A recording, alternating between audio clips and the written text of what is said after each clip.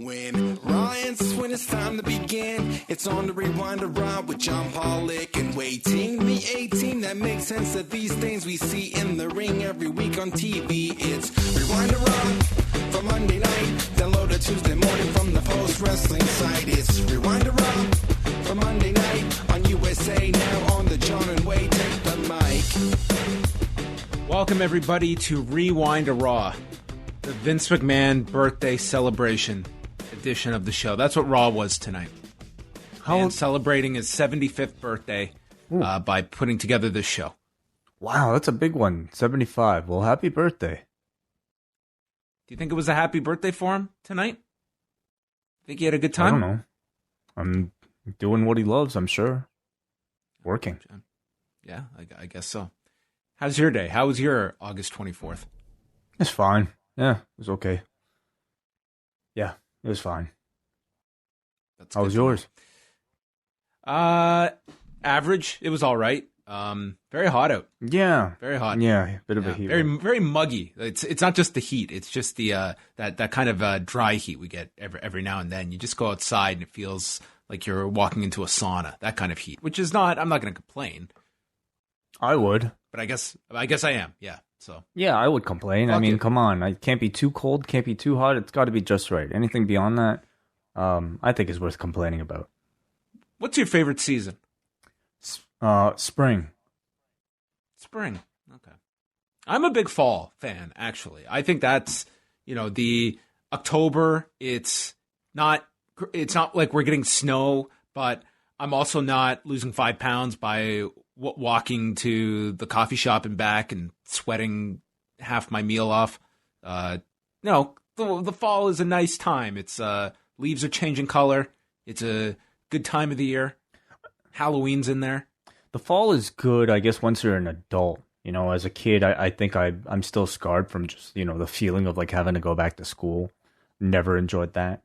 Not just going back to school, but having an entire year of this, like waking up at whatever 8 a.m. to get to school at whatever, doing like all that stuff. That I think I'm still scarred from it. But maybe as an adult, and even as a parent now, maybe the fall is eventually will become a break for parents. Well, I guess that's the big debate right now, isn't it?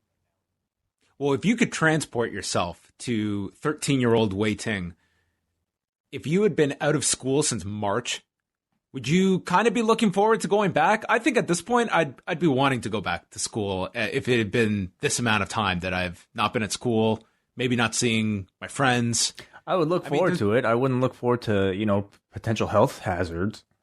Well, I mean, come on, Wai, you're 13. Is that the biggest concern in your life? Maybe not. I don't know. I actually don't know how aware, children are these days. I mean, I'm sure it varies according to the child, but yeah, I don't know. Well, not anything that we're debating now, but hey. We have Raw to talk about. We've got lots of things going on this week. Did you know there's a pay-per-view on Sunday? They are coming back with a pay-per-view on Sunday. Payback. I was well aware, yeah. I even know the main event. That is true. We did have the main event hit over our head over and over throughout this show.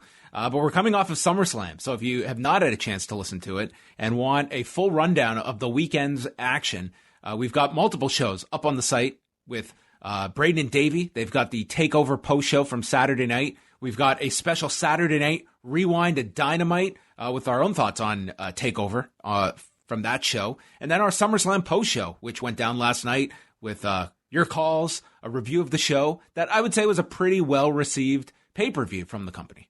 Yeah, I think so too. I guess like if people were vocal about anything negative, I'm trying to think what the most negative thing might have been. I don't know, maybe some of the undercard might have not been that spectacular, but I would say overall, like I thought it was like a pretty positively received show. Yeah, I wouldn't go like home run, a great card, but I thought very enjoyable. I think most people came away from those 3 hours and enjoyed SummerSlam. Like that seemed to be the overall sentiment. Unless you're in a Baron Corbin or Angel Garza's mentions, because apparently fans hate everything. What were they commenting on?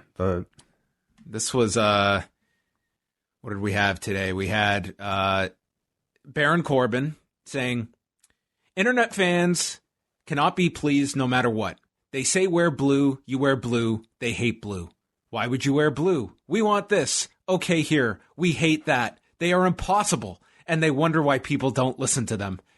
And then we had Angel Garza say that he had some line as well. So this was all quote tweeting like Ryan Satin's comment about fans complaining after SmackDown that fans need to be more excited, and then Ryan Satin commenting that fans after SummerSlam were complaining that they were directing the crowd. Yes. Right. Yes. Yeah. I mean, listen, if I was in their shoes and constantly being like bombarded, especially if I was Baron Corbin, constantly being bombarded with criticism, I can understand it. I can understand wanting to say something in response. I mean, I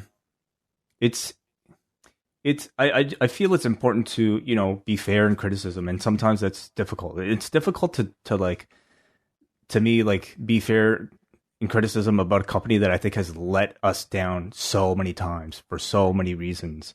And, to some people, we might go into a show like this with a lot more, I don't know, with a much more kind of critical perspective, because that goodwill has been whittled down so much for over so much time.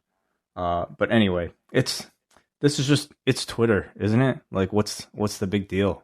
Some people get way too wrapped up in that. It's listen, I give leeway to these performers who probably live inside their mentions and see comments upon comments, but I think it's always just silly to lump everyone into this monolith, that it's one opinion that emerges and it's a negative one, especially today, where that SummerSlam card was by and large tremendously well received. I think overall, I think people largely enjoyed that. And what a shock when a card is really good and it's met with that praise. And I would say for TakeOver as well. So I never agree with this notion that it's just, I just don't like the paintbrush that all fans do this. I disagree with that. I mean, it's that phrasing. It's probably wrong to paintbrush anybody. It's wrong to paintbrush a representative of the WWE as somebody who, speaks for everybody's perspective. Even if it was Hunter saying something, it doesn't necessarily mean everybody employed by the company feels that way. But that's just the dangerous nature of criticism, isn't it? Or something like Twitter. In 140 characters, we are forced to generalize. Yeah. And this is, I don't know. There's unfair criticism. There's also valid criticism. And I think often it just gets all lumped together that anyone that has anything negative to say, it's just an angry person that can't be pleased. And I disagree with that. There's always going to be examples that back up such a response like a Corbin would have. But there's plenty of people that will give completely intelligent discussion on a product that, let's be honest, has plenty of faults when it comes to storytelling. And by and large, it's when these performers leave this company, they tend to be the most vocal about those problems once they are no longer under contract to that company, and point out the same problems even more so once they've gone through it. So anyway, that's all I'm going to discuss on the tweets. But let's chat a little bit about what is coming up this week. On Tuesday night, we've got the return of Ask Away, always a fun show where we go through our mailbag for the month. And this is a show for members of the Post Wrestling Café. So get your questions in at forum.postwrestling.com before Tuesday afternoon, and we will be going through as many questions as we have for the month coming up. Are you excited, Way, to be diving into our mail? Of course I'm excited. It means I don't have to stay up late tonight to watch a 3-hour, 4-hour show to prepare for this. I go in cold and read these questions. And who knows what's been asked this week, this month. You never know. This is our Jerry Lawler show, where we do no preparation ahead of time. We just go in cold. Yeah, and it's often, often very controversial things come out of it. So Yeah, I it is usually enjoyable get for upset sure. over something, and then Wai tries to like calm it down, and then people get it's a fun show. It's a real fun time for me personally. In ramen noodle, like I'll call things ramen noodle all the time. Remember that? Remember that Ramen controversy? noodle moonsault. The Is that what he said? the ramen noodle moonsault. Yes, that's right. A move that was retired by one Akira Tozawa afterwards. Glad to see that he got away from anything that would be considered offensive. I'm glad to see Tozawa get away from anything that it might risk his health and body for this character. Because Man's a champion. Won a title. So, I mean, maybe he'll have the last laugh after all this because he's not having to take any big bumps and still has a job. So good for him. I hope they're doing a 365 on Akira Tozawa. Wow. Okay. I hope they're like month 6 of 12 on Akira Tozawa 365. Sure. On Wednesday, it's Braden and Davey with Up Next because once again, it is a AEW-less Wednesday night. NXT will be running unopposed again. And then Thursday night, Wai and I will be back for a Thursday night edition of Rewind to Dynamite. Yeah, so we'll see like what the ratings look like 2 weeks in, unopposed for both shows. Any update on Dynamite ratings? No, they should be out tomorrow on Tuesday. So we'll get a sense. We'll have Raw ratings and AEW ratings on Tuesday. Okay, cool. On Friday, we have a live Rewind to SmackDown, the usual time, 10:15 p.m. Eastern Time for all Café members. We'll be taking your phone calls. We'll preview Payback, the long road to Payback. It all leads into Sunday, and we'll do an extensive preview of the pay-per-view on Friday, along with a debate. Wai and I are going to break down the top contract signing of the week, because now we're at the point where we're getting multiple contract signings per week. We've got Jon Moxley and MJF. Pen to paper on Thursday night, and then 24 hours later, 3 men, 1 contract, 3 signatures on SmackDown. That is the main event of SmackDown. Ooh, nice. Yeah. It's it's as integral to pro wrestling as ropes and a canvas, isn't it? Why don't they take these contracts and put them up for fans to like bid on the physical piece of like the contract that they can own? Oh, I'm guessing a lawyer has to keep it somewhere. I'm guessing in the WWE corporate head office is they get it notarized. Yeah, I mean, could you imagine that drawer? That all hall? the witnesses. Yeah, you could go back and maybe all these contracts. You might be able to find like the Hogan Andre contract. Like think about all the legendary pro wrestling contracts that exist in this hypothetical chamber. Mm-hmm. Well, I can't wait. What will the Fiend and his contract constitute? Do you know what Roman Reigns, what his last segment was on SmackDown, his last time he appeared on that show? That's a great question. Okay. So he would have been gone like what, a week or two prior to WrestleMania? The last segment would have, it would have been something with him and Goldberg. But I can't recall right now. What? Contract signing? Of course that was a contract signing. He's literally bookended these 2 phases of his career with contract signing. I think every Roman Reigns appearance from this point on should be a contract signing. No matches, just like come out and sign your contract and leave. That's the dude's gimmick. Honestly, if any listener can go to the trouble of putting together a list of all the WWE contract signings this year, it has to be over 15. That would be my guess. I think it would be around 15. How else would you make a match official?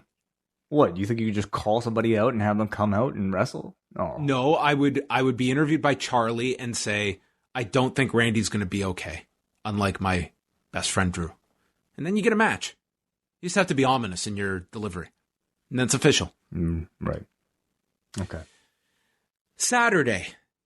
2 shows coming out on Saturday. First is a one-time only return of Cruel Summer. WH Park is going to complete the chronology of Cruel Summers because last year was considered a cruel summer, and WH is going to welcome Stephanie Chase from Digital Spy, and they're going to go back and look at the G1 final from last year. We've had a year to digest Jay White and Kota Ibushi, and they will be chatting about that G1 to make sure that Cruel Summer is complete. the anthology of G1 reviews. You know, I look forward to hearing.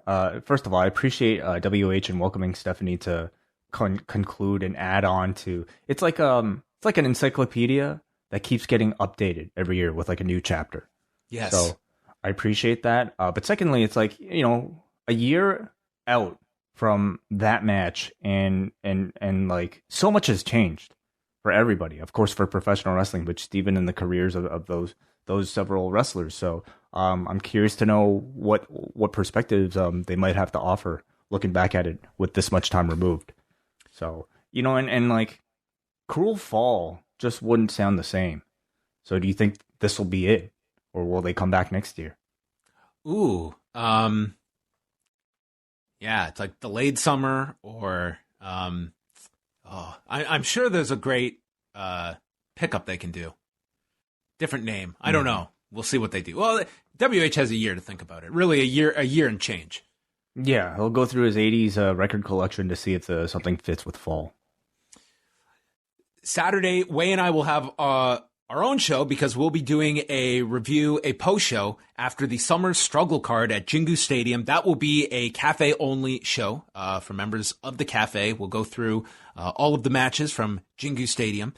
And then Sunday night, the Payback post show. We will be live for our Double Ice Cap and Espresso patrons right after Payback, which, fingers crossed, means around 10 p.m. or so Eastern.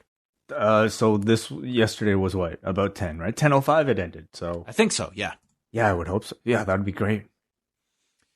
So that is what is coming up this week. Check out postwrestling.com, postwrestlingcafe.com. And on Thursday, I'm going to promote this in advance. On Thursday, I want to go over what we have scheduled for the Café in the month of September, because it's a mammoth month. And I thought ahead of time, we can outline what our schedule is going to look like. Some of the highlights for Café members in the month of September. It's going to be a big one. Sounds good to me. Okay, let's get into some news. And let's start off with New Japan, who have announced the stipulations for Wednesday's Cork and Hall show with the King of Pro Wrestling matches. So, Wade, there were, according to New Japan, 174,090 votes cast among the three matches. Three, because Sonata and Sho both decided on a submission match. So as luck would have it, they're going to have a submission match. The other stipulations that are now official, Kazuchika Okada and Yujiro will be a 3-on-1 handicap match. So Okada will take on Yujiro, teaming with Geto and Jado. 3-on-1, beating out Yujiro's pick for a lumberjack strap match. Mm-hmm. They noted the breakdown. The English-speaking audience heavily voted Yujiro's pick, but it was the, Japanese voters that put Okada over the top. They wanted the handicap match. How interesting. Okay, what do you think that says about maybe the habits of Japanese versus, English-speaking audiences? They want to see Okada get his revenge, as he's promised. He wants to take out all three. Maybe they don't want any bullshit interference from Geto and Jado. See, my feeling is more that maybe Western audiences at this point are so fed up with these types of gimmick matches, they want the one that is least gimmicky. And in this scenario, I guess it would be the lumberjack match. I guess so. Okada has not had a great run during these the pandemic shows, as we'll call them. I don't know if that streak's going to end on Wednesday. If this man truly is the brainchild of this entire King of Pro Wrestling deal, I would expect him to have hopefully a pretty good idea of what he wants to do with this 3-on-1 match, and that it's not just going to be, a nothing like bad 3-on-1 match. I think that would be really disappointing. So I'm at the very least curious to see what he does with the concept. Toru Yano and Bushi is going to be a 2-count pinfall rules match. So the winner only needs to get a 2-count. And this beat out Bushi's pick, where you could get counted out with a 5-count as opposed to a 20-count. 31,499 people voted 2 counts. Yeah, let's see how they do it. I have faith in this because I think Toru Yano is very creative. Yes. And I don't think this will overstay its welcome either. So this might work. Sure. Yeah. I mean, I really, on paper, I can't say I'm excited for any of this too much, but I definitely think the potential for all of these to be good exists. And then Satoshi Kojima and El Desperado, they will have a match where Kojima's Lariat and Desperado's Pinche Loco are banned. So they voted with Desperado's picks as opposed to Kojima, who his pick was you had to win with your finisher. But 42,500 people voted for Desperado, more than doubling the votes for Kojima. So yes, they will have to win with an alternate method. See, what if let's say Kojima was dazed, knocked out, maybe about to stand and just decided to yawn midway through the match. And Desperado ran himself into Kojima's arm. Would that count as a lariat? I think so. That's quite the scenario. That would be, the close yawn. I got to ask the tough questions, Sean. That's why I'm here. Predict what this four-way is going to look like on Saturday. Obviously, Okada. Yeah. I think Yano's going to beat Bushi. Okay, wait a second. Yeah, what if it's not Okada? So I guess Yujiro would go in.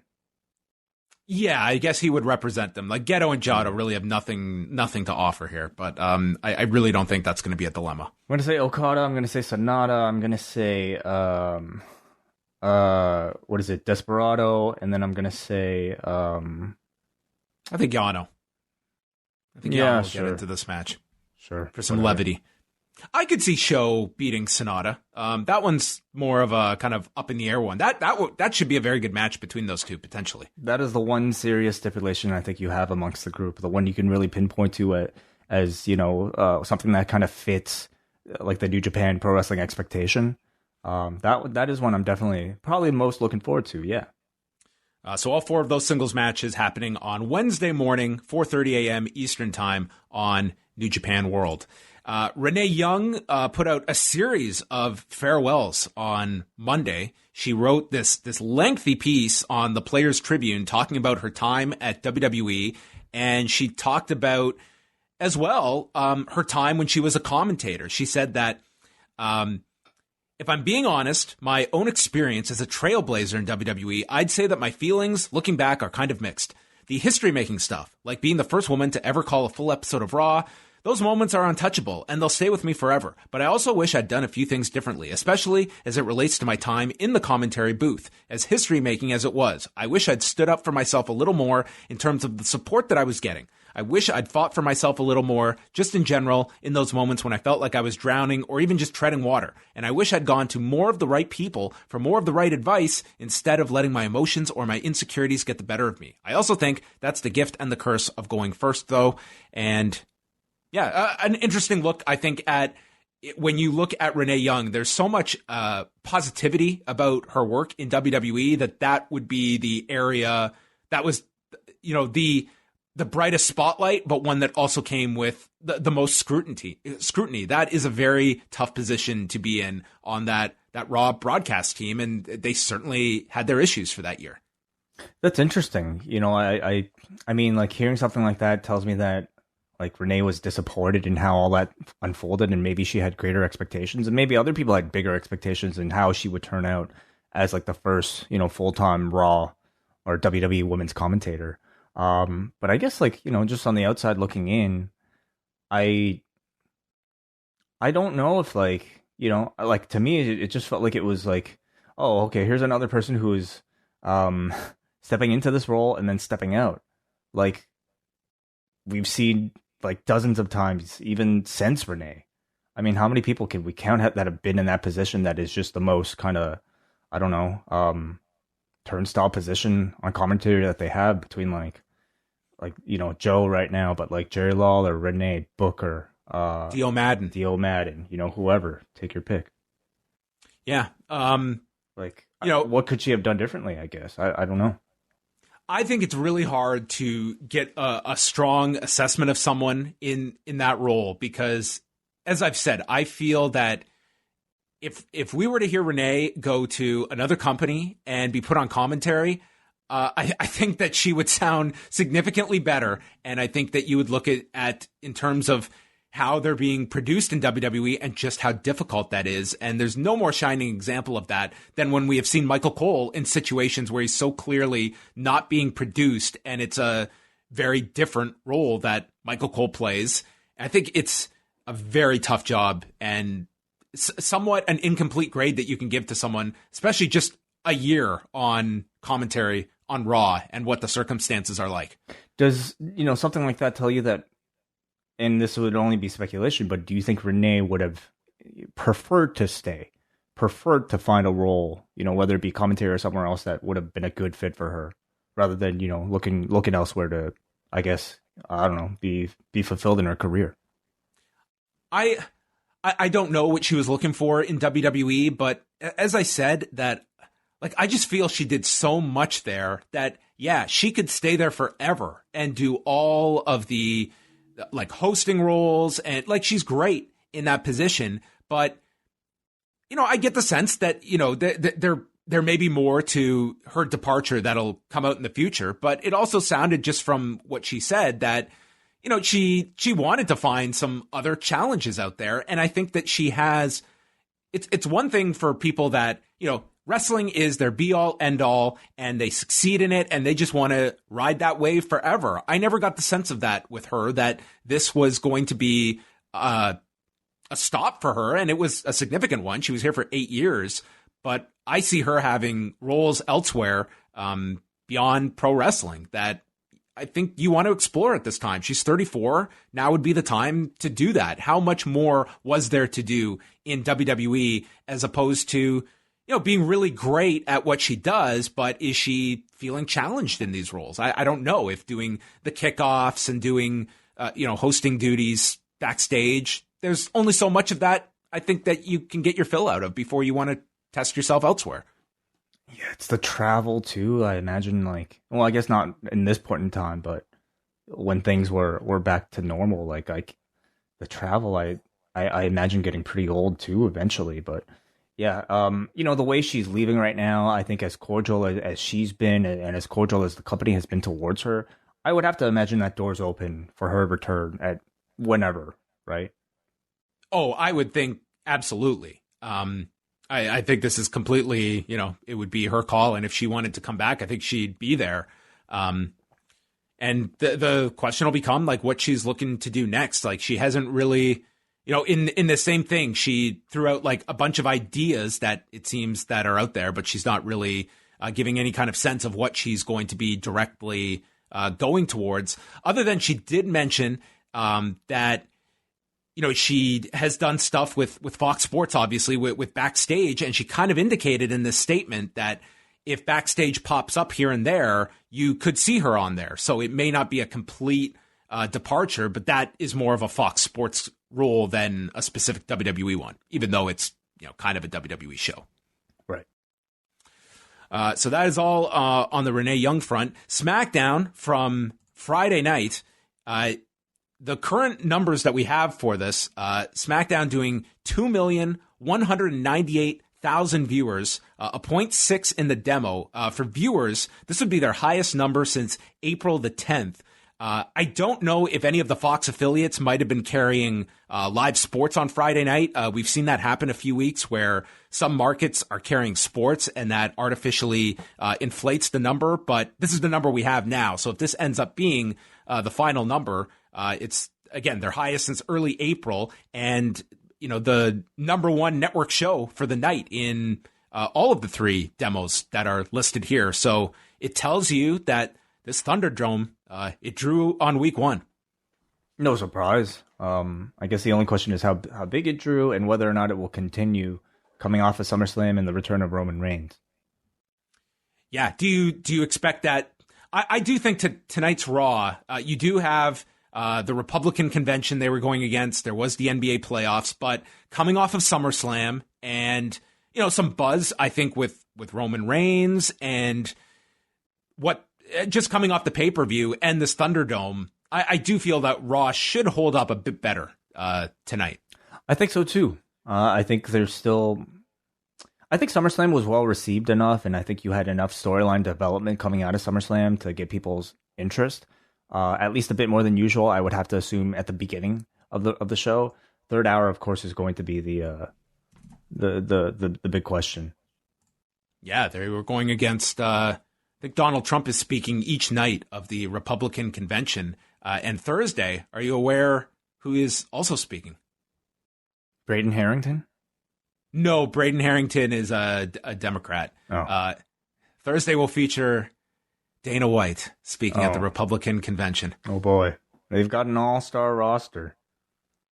They've got it's going to be quite the week for the Republican convention. So there you go. That is all of your news. You can go to postwrestling.com for more. And actually, we should start off this Raw review with this report from Mike Johnson at PW Insider. This went up just before Raw went on the air. This is from their site.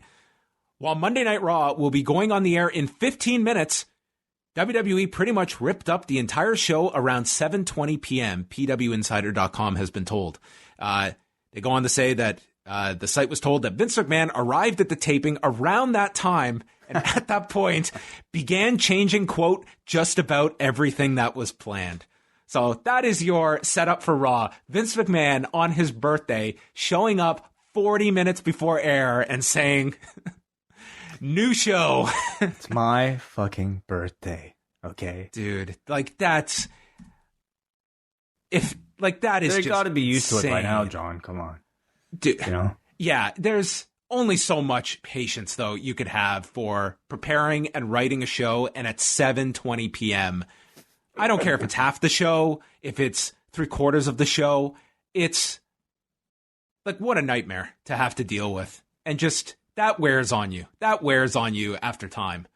I'll bet, yeah. I mean, but at this point, I have to imagine if you're anybody working in that environment, you have to maybe just be only half committed to like whatever you've been trying to study or work on throughout the course of the day, because you probably have some level of expectation that something is going to change at the very last minute.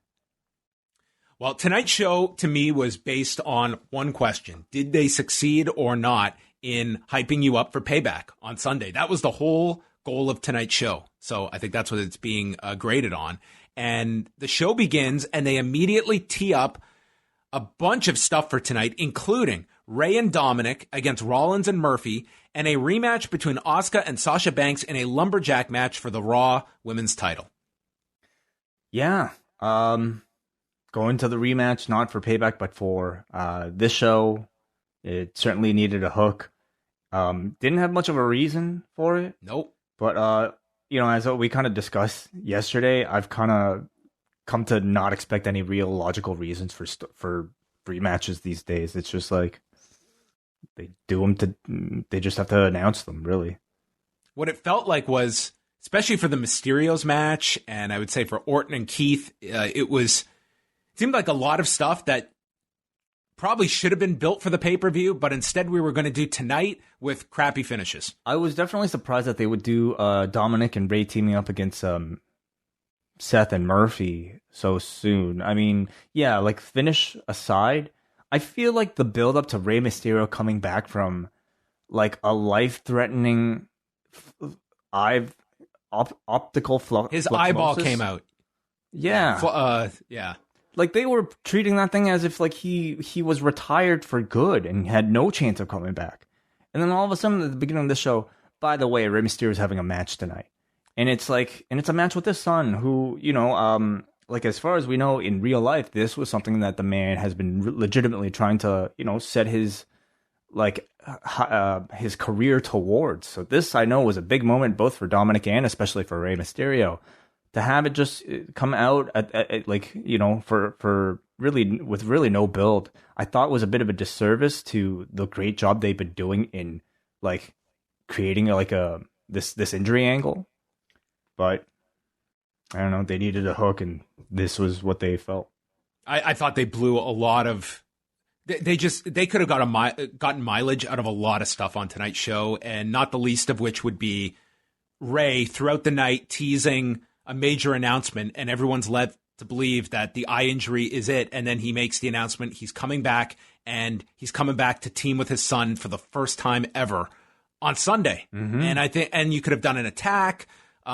I don't know what they have planned for these guys on Sunday because we didn't go off the air with any direction for any of those people for Payback. But if it's anything, you would expect it to be a rematch, right? Because of the lack of conclusion tonight. That would, I don't know. I just think that was you can only pair Rey and Dominik together for the first time once, and you blew that. I agree. On 3 hours notice. What they did promote really hard, and I think it was very smart for them to do this and not wait till SmackDown, was announce immediately they're going with The Fiend, Roman Reigns, and Braun Strowman triple threat for the Universal title on Payback, and they played this every commercial. They brought it up throughout the show. Like, Payback is completely built on this match and Roman's first match back. I think it's a really good hook, for a, essentially a B-level show with really only one episode to build towards. I mean, this is a show that really has to sell itself on paper. And I think having Roman Reigns' big return match after several months away, going for the championship, is a pretty strong one, in my opinion.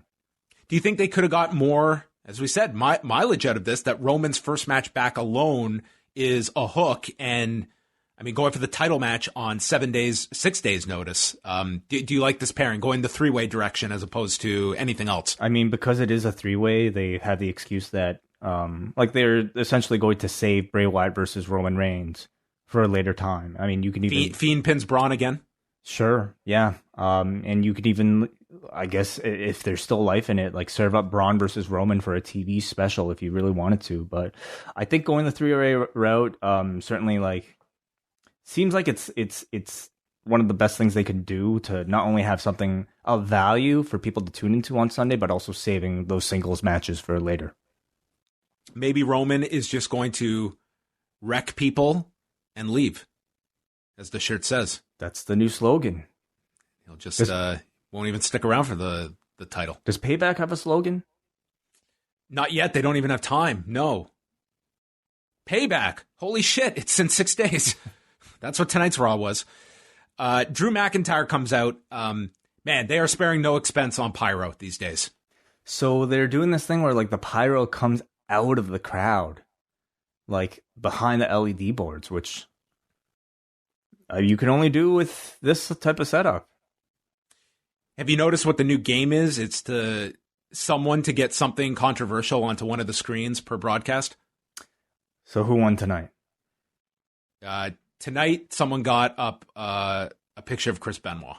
Yeah, I found out about it after the fact. Oh man, it's going to be it's going to be a game every single week, and I don't even know how you can really police something like this unless they hire. I mean, it's got to be very difficult to do. What did you think about? Because tonight it seemed like they had a much better grasp on controlling the reactions of the crowd and getting them to cheer in certain segments, heavily boo different segments, try to do interactive stuff, like when Drew was asked him to do the thumbs up, or Kevin Owens was getting the crowd to react. Some people are going to feel this is the most contrived you have ever seen a WWE fan base, which it is. It is, yes. At the same time, it's trying to create this fake environment as opposed to having it be flat, which is what it would be if they were not being so absolutely controlled. This is a studio game show. That's what they're producing now. Yeah. It's a studio game show where you can't even hear the crowd. So you have to use pre-recorded sound to make up the noise for that studio game show. It's totally fucked up. The whole thing is super weird. And I would still say 3 shows in, still incredibly awkward. Including, when they're doing R-Truth's full song and having the crowd do the what's up and call and response, but faintly noticing it. And then I don't know, it's super weird. And this episode, much of it I felt was them really still experimenting and feeling things out by having Drew interact a bit, calling for the thumbs up, just trying things out, and I think learning from it. So I still look at this period as a big trial for them before they really, make some big adjustments. But again, it's a huge uphill battle. They're never going to be able to replicate the feel of a real crowd this way. Yeah, I mean, it's a good, like, the number of people like they are incorporating here. It's like 1,000 fans. Is that the number, John? That's what they've thrown out was 1,000. Oh my God. I have a hard time imagining that once you've done this once, that you would want to do it again. Like, it does not seem like a fun way to watch a show. Like, I would never want to do this. And why? I mean, I just think the idea of watching this on your laptop and you're constantly getting instructions throughout the show, that does not sound enjoyable in any way. Well, you can watch it on your TV. I guess it would be delayed, so yeah, I guess you can. You could cast it on your TV, but I think listen, if you're a super fan, I'm sure that you would like to go through this, but I think that it's. I think they'll have no problem finding 1,000 super fans amongst their entire audience each week. Yeah, I would just be curious how many repeat fans that they are getting versus people that try it out once and kind of like, okay, I did this for 3 hours. I'm good. I got banned. Got my sign up there. Got my controversial image up there and got banned. Well, there is going to be that audience base that is strictly there to have their 5 seconds to get that moment and their Twitter screen grab. Yeah. So Drew comes out and he asks everyone to put their thumbs up. And his response was, "Man, how cool is that? What a difference." He loved this thing. Dude, this was not contrived on Drew's part. He was genuinely blown away by these people putting their thumbs up. I mean, this is the company guy, Drew McIntyre. I don't doubt that, like, walking out there, like, there's like some genuine emotion in how impressed he is by the show. And I, like, from a technical standpoint, absolutely. And even just like, having a presence, even if it was like virtual, of like people watching you. I think the first time you walk into that arena and all those screens are on you, I imagine it's a pretty surreal experience to be seeing all these screens, all these people with their delayed eyes on you. I could see the performers really getting a kick out of it the first time or two that they're in this ring and performing in this weird environment that they never could have envisioned. Yeah. But of course there could possibly have been elements of him playing it up. This is so cool. That's sick. This is How sick. cool is that? Thumbs. He called Orton one of the most evil men on the planet, but he's still champion. Dictator Randy. The secret to his win is that he is hungrier than Randy and he works harder. No matter how many mistakes Orton made in his younger days, his inner circle made sure he still got to the top. And he kept getting better, but last night Drew was that much better and said it was a wrestling maneuver that Drew won with and asks if that makes him the greatest wrestler ever. He says if Orton wants to fight again, I'll kick your head off and send you to Claymore Country. And then pretty much offers like the rematch. I'll beat you again if you want a rematch. So Drew is going up. He is going He specifically says that I'd never hit the Claymore on you, so this time that's his aim. Mm-hmm. Yeah. So he's slowly going up the ramp. His back is to the entrance. What could be happening here? Randy comes from behind and beats down Drew. They fight to the back area, and Orton rakes the eyes. They have a fixation on eyes. That is the desired go-to right now. I feel like Vince McMahon got maybe like dirt in his eyes or something and realized, God damn it, that's really irritating. Imagine if someone's eye was compromised. It is a very relatable part of the body that I'm sure everybody has at some point in their lives felt discomfort from. More so than like the ribs. God damn it, my globe luxation. I think my optic nerve has been compromised. I better go to a local medical facility to check out my eye and things of that nature. Imagine if he spoke like that in real life. I think he does. Really? So he gouges the eyes of Drew and then delivers the safest punt in the world, followed by a second punt. And you see the punts looked really safe, I think. And I don't think he was doing them any differently from the way he was doing them to Christian or to... No, it was just the Edge. angle. it was the fact that you didn't have a camera to cut to, because I would assume that this was actually done live. Yep. So they did this in Guerrilla, and you can clearly like see and sense the distance between his foot and the thing. And of course, like, you should do the spot like this. It's got to be safe. But the problem is, because this was not a pre-tape, it came across that much more fake. And it's an argument to do these only in pre-tapes. So, except there was a difference, because he would of course go on to do it a third time on the show, and it looked great on the third time. Do you know why, John? Why? He slapped his knee. Slap. What was it? Slap class or whatever he was lecturing Tommaso Ciampa about. The man who has been most critical of people slapping their thigh, like, needed it tonight. I mean, that was immediately what I thought was so funny the first time he made that comment, was that here's a guy who's most famous, second most associated move with him is one that completely relies on slapping the thigh. But you see, last week, Shawn Michaels got up after one punt. So Drew had to be able to get to his feet after 2 punt kicks. I would say, by the end of the night, I think they tried to preserve the impact of the punt, but they have, to me, it's kind of like one punt is like, all right, you're still down from only one punt.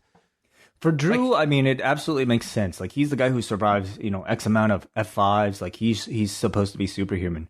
But not Shawn. But seeing Shawn's lack of involvement in the show yesterday, outside of standing in front of a cash register from the 1800s, like, he had no reason to stand up after the punt. That was so bad last week. Like, it really trivialized the punt, especially when you were coming back with such an intense angle this week, and you've taken out all the other legends with that. And Shawn was not only get up to his feet last week, he was fine on Sunday. He wasn't even selling the effects of it. Right. Yeah, I'm in not that really promo. sure. I don't know. That was a very silly handling of it.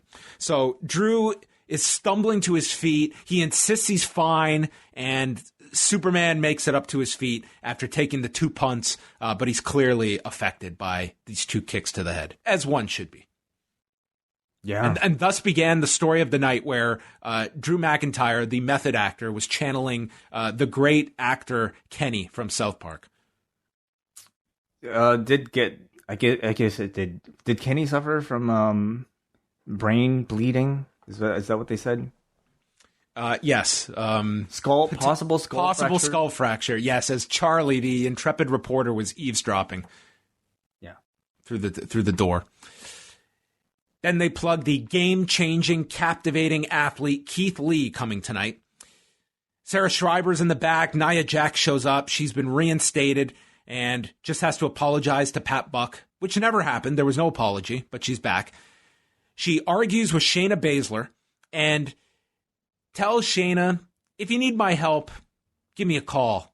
Shayna says, I'll call you Haystacks Calhoun. Except he was good looking. Nia says, I am good looking, you Addams Family reject. Welcome back, Nia. Yeah, welcome. Which is funny. Back. Shayna used to be on Wednesday. Now she's on Monday. Very good. Yes. The way this back and forth sounded, it sounded a whole lot less like trash talk and way more like a teenager's first attempts to flirt to me. I'm going to call you Haystacks Calhoun. You Addams Family reject. Why does Jimmy always make fun of me? It's because Jimmy likes you. It's totally what this was. Dude, Shayna is, God bless her, she's trying her best, but she has to overcome a lot on Raw. This material is so bad. But you're right, John. I mean, they're going to pair these 2 up. That's where we're going here. Yeah, there was zero mention of Asuka and Shayna's win last week, was there? I don't even know if they brought it up. Don't think so, unless that was the reason why Shayna had that match with Bayley, but yeah, no. Bayley and Sasha are depressed. They're out here for the match with Shayna. Goes 4.5 minutes. Nia's watching from the ramp.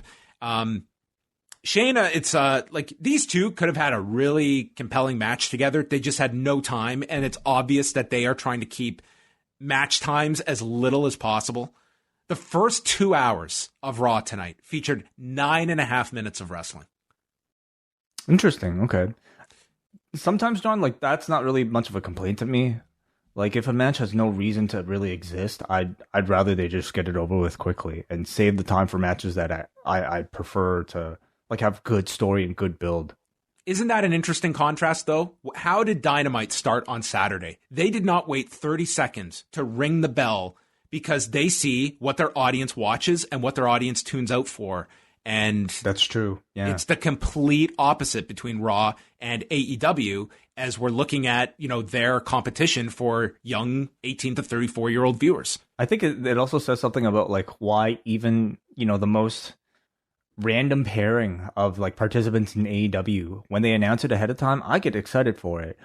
Whereas if they do it on Raw, and even if it's a good pairing, I'm less excited for it. I think that's because AEW has proven that their matches are going to be of higher quality and they'll have legitimate finishes and they'll be allowing their guys to really pull out all the stops, even if it was like, Reynolds and Silver of the Dark Order. Oh my God. Did you see Being the Elite today? I did, yes. Oh my God, dude. Brody Lee and John Silver were the best piece of wrestling content I consumed today. They were so awesome together. I loved the interaction between those two. It was great. They've definitely like stolen BTE for several weeks now, and I think this is really everything clicking with those guys for both on BT and also on the actual show itself. But getting back to like Raw, I know you're not going to get the match quality of AEW. Like that is very clear. The performers won't be allowed to have the best matches that they're possibly able to have.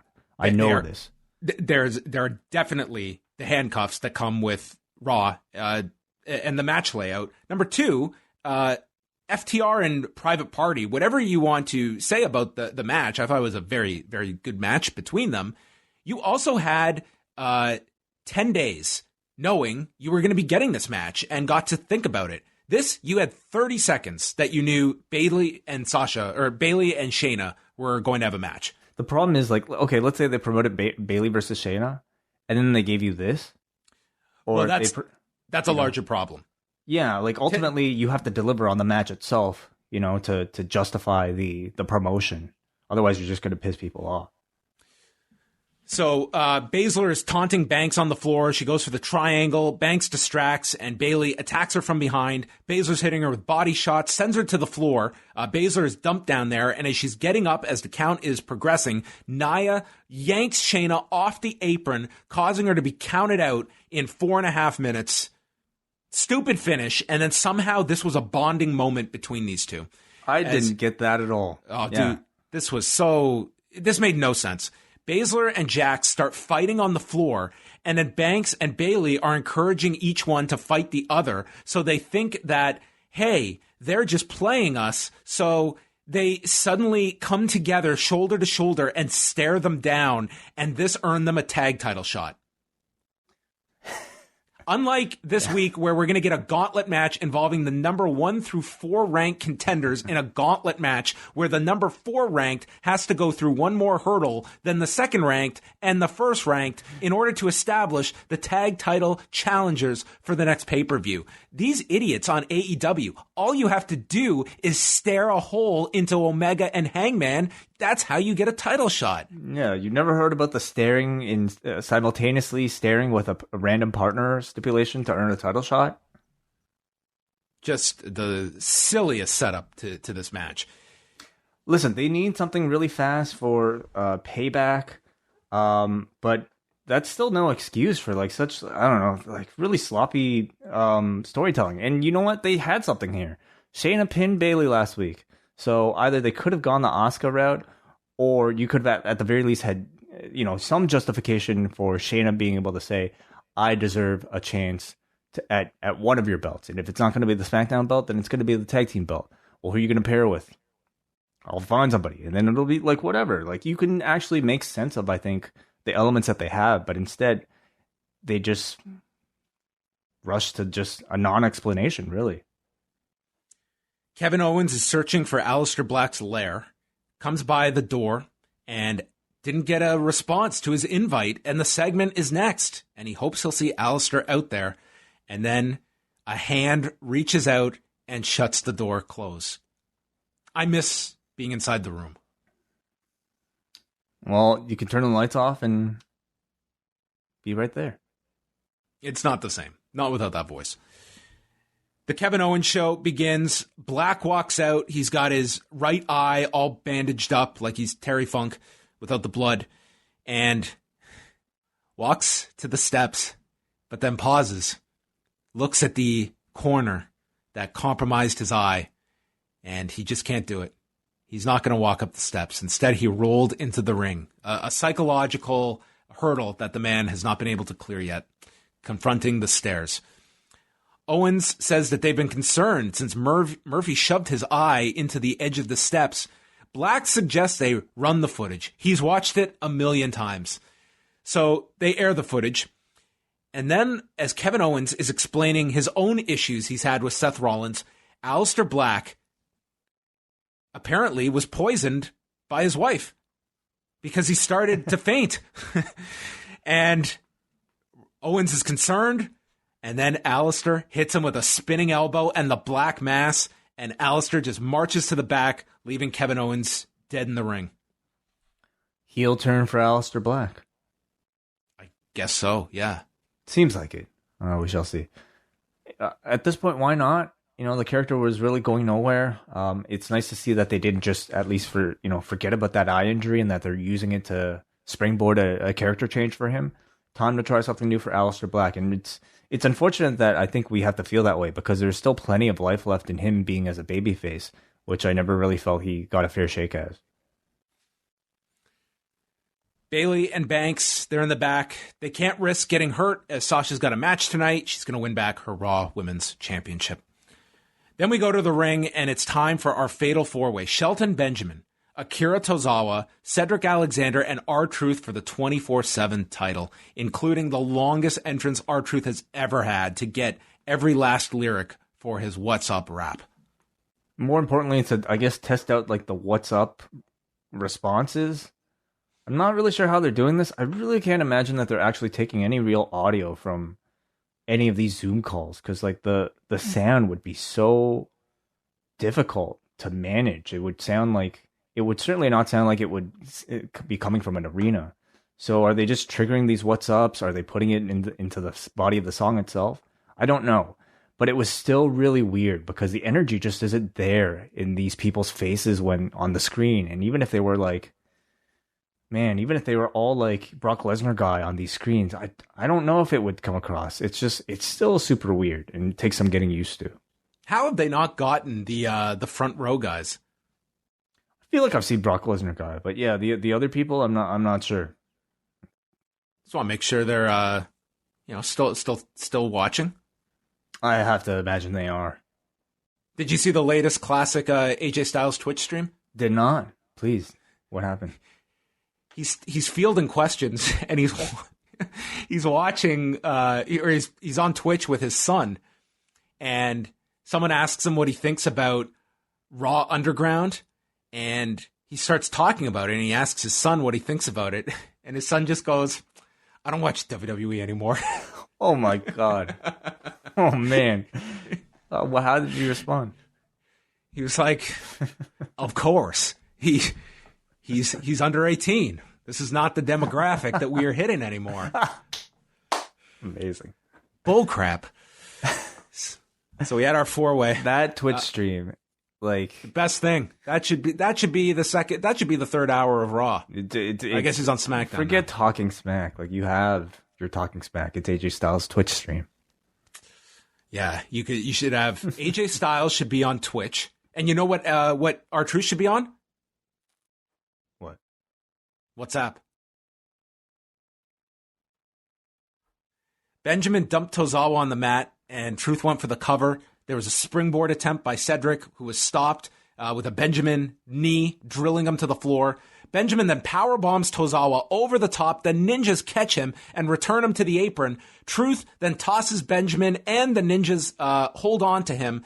Tozawa does a sunset flip roll-up onto R-Truth, pinning him in 1:28, and then Benjamin attacks the Ninjas as Tozawa runs away with the 24/7 championship. A real changing of the guard with the anointing of Akira Tozawa as a 24/7 champion. Huge victory.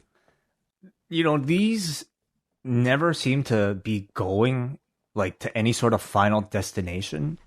I mean, it is absolutely the hot potato title, but it just like there's no real long-term storyline attached to it. Like if you told me that every week, okay, Vince McMahon 7:20 p.m. flips a coin to see who was going to win the 24/7 title that day, I wouldn't be surprised because these amount to nothing at all. Could you imagine this match being laid out and it was Cedric Alexander winning the 24/7 title and Vince McMahon saying, no, we can't go with that. It's got to be Tozawa that wins the title. We're redoing this. I can't imagine. I really can't even imagine him sticking around in Gorilla to watch these matches. This is probably his bathroom break. That's the best analogy you gave for this division, Final Destination, because being part of this division is like being inside the plane on Final Destination. Everyone is doomed.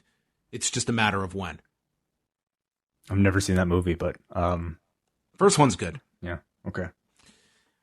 Randy Orton comes out, and he has done whatever he wants to whoever he wants, whenever he wants. But that didn't happen last night. He said he would kick Drew in the skull and take the title, but I didn't. But I'm a man of my word. I killed the legend of Edge, Christian, Big Show, Ric Flair. He said Shawn Michaels, but I mean, Shawn Michaels really preserved his legend last week, did he not? Yeah, are you kidding me? Like, he's fine. He's hanging out at Pioneer Village. He's good. He's fine. With his maroon walls and single light bulb. Yeah. Seriously, where do you find a room like that? That was like a haunted house. He's probably, cooking over an open fire. He says he kicked Drew twice. Why? Because he offered me a rematch out of pity. That's why he got 2 kicks in the head. He is Randy Orton. That was his reason? Like, yeah, he said because he offered him a rematch out of pity, he gets 2 kicks in the head. So is it telling me that Orton didn't want the rematch? Like he was set, okay, SummerSlam, I had my shot. I'm just going to fade into the background. Oh, Drew offered me a rematch? Fuck that guy. Was that it? Maybe Edge is going to come back because it was Orton that begged for the rematch after losing at WrestleMania to have the wrestling match. And Edge is going to kick him in the head 5 times. All right. Okay. Forcing him to have that rematch where I hurt myself. You know what? Doesn't matter. He gets interrupted by Keith Lee, and they've already adjusted his theme. They killed his theme. Are you kidding me? Okay, so Keith Lee makes his debut, comes out to the most generic rock CD track number 5. Gone is his rap. I felt like I was watching a ECW show on the WWE Network. They edited it, yeah. I don't understand. His rap was one of the most identifiable parts of his character. I mean, I can only assume Vince McMahon doesn't like it. Samoa Joe is putting him over really big, and then we already have a rapper. Okay, that's true. Yeah, we have rappers. The greatest rapper alive already on our roster. How can we have somebody that would top R-Truth? What's on Vince McMahon's iPod or whatever he's listening to? It's iTunes. I would think we're going AC/DC, Kid Rock, R-Truth, and then back to I don't know, Saliva. That would probably be the shuffle mode. Yeah, perhaps. Yeah, maybe a bit of a Flow Rider. Oh, of course, Flow Rider. Yeah. It's like Florida. I'm listening to Florida. Keith Lee. Listen, I think we're giving him such a hard time on the man's birthday, no less. But the man could. No, his birthday's over. It's 12/18. Okay, fine. But what if he surprises you? What if he gives you his iPhone and his Spotify list is just the best shit. This is the most obscure things. Yeah, this is my favorite. R.A. the Rugged Man. Oh, very good. Yeah, I don't know what else Vince McMahon might be listening to, but That's good shit. Flow Rider. You can never get enough Flow Rider on WWE production. That was the CM Punk bit. That was I thought always very clever. Back in a Cabana podcast, they went through every state and thought of like different rappers that could go the same way. They came up with like Illinois. They just went through all different like rappers that could come up with different states to follow in the footsteps of Flow Rider. I mean, guy's a marketing genius. What would you do for Mississippi? Mississippi. Oh, yeah. California. California's a tough one. It doesn't work for all of them. It's tough. That's why Flo Rida is a lyrical genius. Yeah, I do. Yeah. Keith Lee offers Randy the opportunity to bask in his glory. He lists off all his nicknames. Then he lists off all of Randy's nicknames. And says, with respect to my good friend Drew, I'm willing to step up and face you right now. Randy's response, Keith Lee, was it? Do I want to face you? Maybe later. And he rolls out of the ring. So they were going to make you wait for this match. How long? An hour. It's a decent amount of time. Sure. Charlie was with Zelina Vega and Garza, who are arguing alongside Demi Burnett, who has got a season's pass at WWE events during the pandemic. Mm-hmm. They ask if Vega is ready to admit she poisoned Montez Ford, so they are not dropping this. She denies it again. Garza then says, haven't you ever been caught before? And Vega gets upset that she is trying to concentrate on her match, and she's pissed at Garza, who continues flirting with Demi, invites her to come with to watch his match, and then Demi gives a look to Charlie. Yeah, so continuing, I guess, that rivalry. The Demi Burnett. I didn't know we were having a rivalry between Demi and Charlie. The Demi Burnett Charlie Caruso feud, probably leading up to something at WrestleMania. Yeah, this is the lengthy build for Ivar and Angel Garza for Demi Burnett's heart. Yeah. So this poison story thing is continuing. And I have to imagine it's going to be revealed that it won't be Zelina, but somebody else. Maybe it's not. It's got to be Demi. Like the demigod. The demigod. Okay. Yeah, maybe. Why else is she there? To poison the Montez Ford really badly. Like, what did she use? Missed a week. Anyway. Don't know. So Garza comes out with Demi and Andrade. There's a promo with Dawkins threatening to rip off his pants. And Montez Ford says he has the Mamba mentality as a tribute. It would have been Kobe Bryant's 42nd birthday on Sunday. Mm-hmm. Ford gets caught coming off the top with a drop kick, and his pants come off. And then Ivar comes down as Garza's in control. He's got a turkey leg for Demi, and she ends up leaving, and this upsets Garza. Ford then kicks him in the chest, drops him off the turnbuckle, and he hits from the heavens as he rotates in 3 minutes and 13 seconds. Just like, imagine reading that sentence that you just said. If you weren't a fan of this show, if you had never seen wrestling before. Ivar came down and lured Demi away with a giant turkey leg, upsetting Angel Garza because the turkey leg / loss of Demi distracted him for the finish. This was so bad, I didn't even write this down in my match. So tack on 3 minutes. So they had 12 and a half minutes of wrestling in the 2 hours. Man, the storylines in this tag division have been so bad this summer. Like we've got these poisonings. We've got men stealing girls via turkey legs. And I'm not even, making mention until now of the great best of 5 sports battles that these teams have had. But God, like, creative has not been kind to these. This tag division is so flat. I mean, God, they've just beaten Garza and Andrade like a drum. This feud is, I have no interest in it. And what are the other teams you've got going? The Viking Raiders? Who else is even in circulation for these tag titles? I mean, they've had them on the Street Profits forever. I don't know. It's a very flat title picture.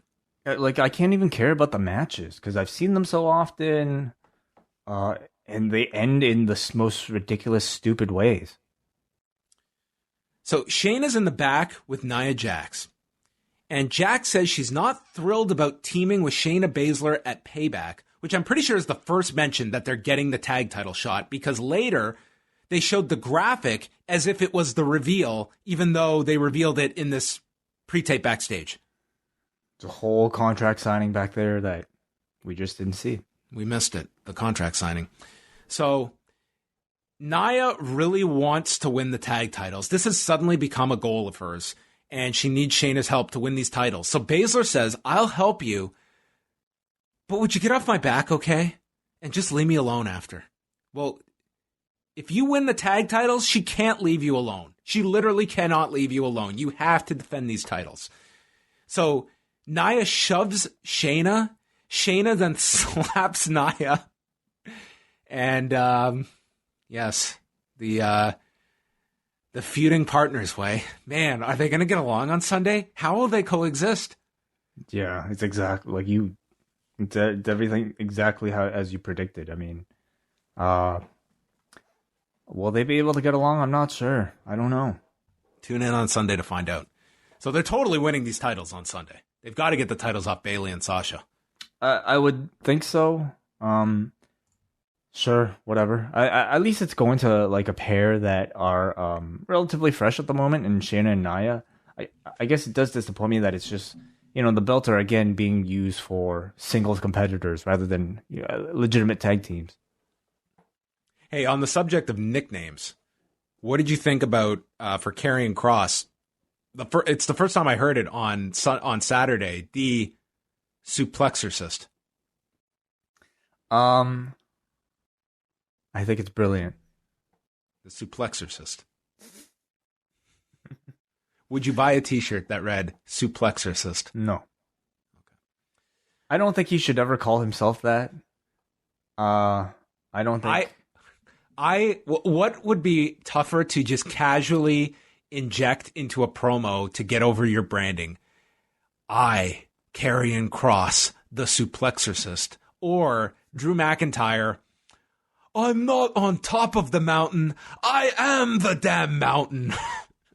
Which he yelled after SummerSlam and tweeted out. So it's an obvious new catchphrase they're going to go with this guy with. So get ready for a mountain T-shirt with Mount McIntyre written on it or something. Drinking Mountain Dew. Really go. Yeah. Located just around Claymore Country. The mountain of McIntyre. So Ruby and Liv meet up with Bianca Belair, and they're going to take on the Iconic Dumbasses. It's a 6-woman tag. Zelina Vega with her best friends, the Iconics, against Bianca Belair, Ruby Riott, and Liv Morgan. This was such an odd pairing with the heels. Billie Kay knocks down Riott. They double-teamed her. Vega then drives her knee into Riott in the corner. Vega then knocks Liv off the apron. Belair gets tagged. I thought Bianca Belair was the only one who kind of shined in this. She hit her own version of the Glam Slam. The Iconics made the save.